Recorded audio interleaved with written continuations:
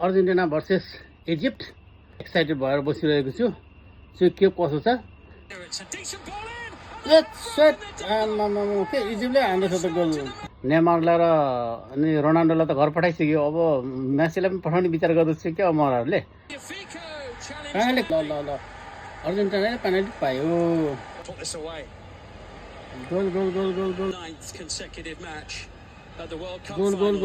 goal मेसीले दुईटा penalty miss गरिसक्यो है लास्ट टाइममा पनि पेनल्टी मिस गरेको यो पालि पनि हेट तेरिको ब्याड लक छ क्या हो नै अर्जेन्टिनाले त खतम बनायो त हौ नपत्याउने खोलाले बगाउँछ भने कि यो रहेछ हौ आम्मामा यत्रो टाइम भइसक्यो अब त गाह्रो छ त 2 गोल फर्काउनु मेसी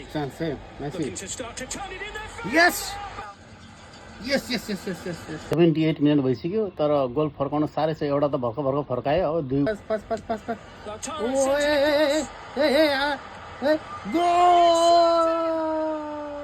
यस ड्र बनायो यस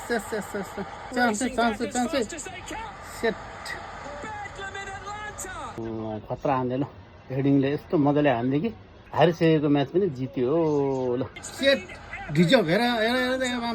imagine what the imagine match भन्छ क्या यसलाई व्हाट द इमेजिन यस्तो म्याच भयो हेर्नु मजा आउँछ त जिति छोड्यो हारिसकेको म्याच पनि जिति छोड्यो 10 मिनट 12 मिनट त बाँकी थियो होइन 10 मिनट 12 मिनटमा 3 गोल हान्नु भनेको मामुली कुरा होइन सो नेक्स्ट म्याच रहेको छ क्वार्टर फाइनलमा स्विजरल्यान्डसँग सो हार के भी जित्दा उसको क्या कहते साथी त्यही भएको छ ल गुड लक